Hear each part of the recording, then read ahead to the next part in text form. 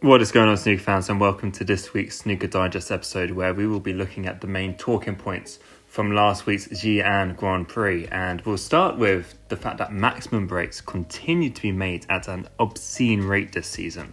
Both Judd Trump and Aaron Hill made 147s last week. We have now had 13 already this season, just two shy of the record of 15. And of course, it was also Aaron Hill's second 147 in a matter of a few weeks, so he too is absolutely flying at the start of this season. And I also asked you guys how many 147s you expect to see by the end of the season, with the majority of you voting for somewhere between 20 to 25, which I think is looking incredibly likely given the strike rate we've had at the beginning of this season.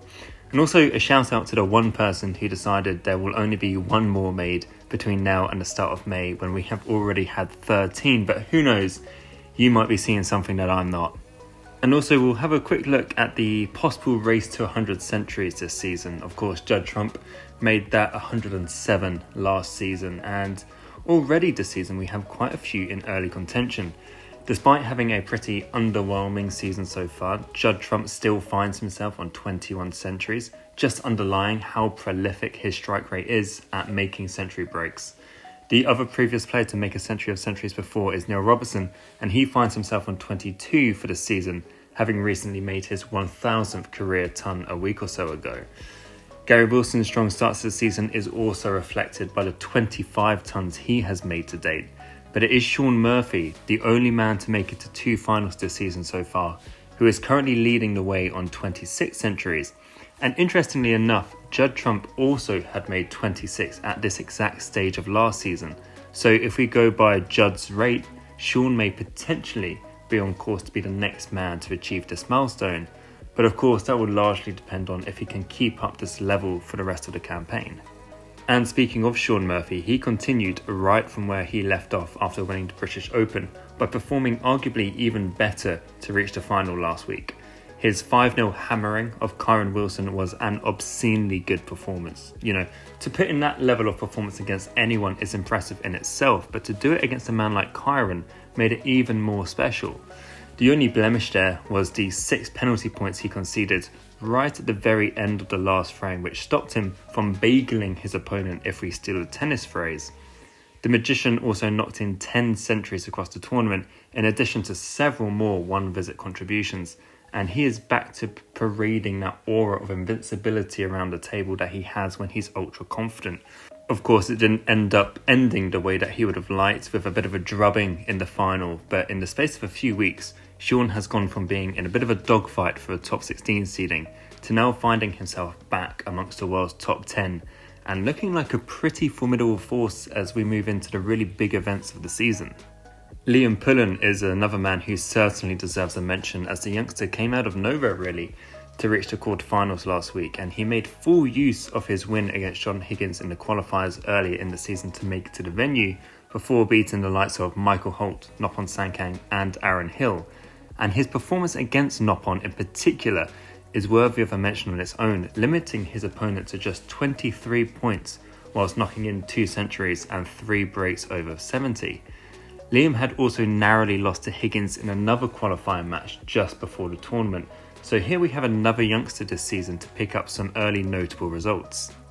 Daniel Wells made it to a 4th career semi-final last week as well, which was a repeat performance of exactly what he achieved at the very same tournament last season. So just like someone like Zhao Guodong and the Wuhan Open, clearly something about this event clicks for the Welshman. Unfortunately, that elusive maiden final still eluded him, but a week involving wins against Dave Gilbert, Xijai Wei, Robert Milkins and then Liam Pullen represents a very, very good week for him.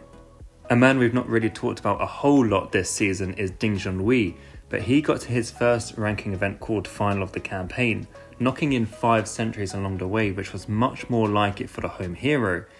Ding is still sitting comfortably amongst the world's elite, largely in part to his win at the International Championship last season, which he will be looking to defend in a couple of weeks' time. But you are still waiting for Ding to rediscover some consistency, or we start to consider whether we might have to accept that he might be the type of player who just dips in and out of form over the course of a season, rather than being someone like a Judd Trump or a Kyren Wilson, or what we're seeing with Shaun Murphy, who really sort of rides consistent waves of form. Also last week we got to see our first look at Ronnie O'Sullivan since his dramatic loss in the Saudi Arabia Masters final in the middle of August. And again, there were plenty of positives to take if you're a fan of the Rocket, if not for his performances on the table, but comments made in a post-match interview where he, for once, seemed in very good spirits and even stated he is feeling like his game is in good shape too, which it always feels a bit ominous when you have a happy and confident O'Sullivan. And I was half expecting him to go all the way to the title last week with the way he was performing up until he got knocked out by a pretty inspired performance from Gary Wilson in the quarterfinals. And in Gary Wilson, we have another man continuing his own fine start to this season. After getting to the final of the Wuhan Open, he has backed that up to reach the semi-finals here, so is certainly knocking on the door again of a 4th ranking title. He has also climbed to 15th in the rankings, and with Zhang Anders set to lose a considerable amount of ranking points over the coming months, things are looking pretty good for him to hold on to his ranking for both the UK and the Masters in the next few months. But as always, we will finish by talking about the winner of the event. Now, long-term viewers of the channel will probably be fairly bored of how I talk about Williams because it's always the exact same, but he continues to prove me right all the time. This man is not going to be Mr. Consistent, but he has become a very reliable title winner over the past couple of years, coupled with his runner-up medals at last season's Saudi Arabia Masters and of course the World Championship in the spring as well. The title meant that Mark has now set a couple of new records by firstly becoming the oldest winner of a ranking title, surpassing a record set by his idol Ray Reardon over 40 years ago, and he has also become the first player to win a title in their teens, 20s, 30s, 40s and now 50s, something I do suspect at least one of his class of 92 compatriots will be joining him with at some point, but still a remarkable achievement. But all of this points to just a timeless legend of the sport. Even in his 50s, he is putting players much younger than him to the sword, including Shaun Murphy in the final, who we all know was in such a rich vein of form at the moment. With one more ranking title, he will go joint 5th with Steve Davis on the all-time winners list, and you do have to start wondering, when will this man, and indeed the class of 92 trio, finally go away?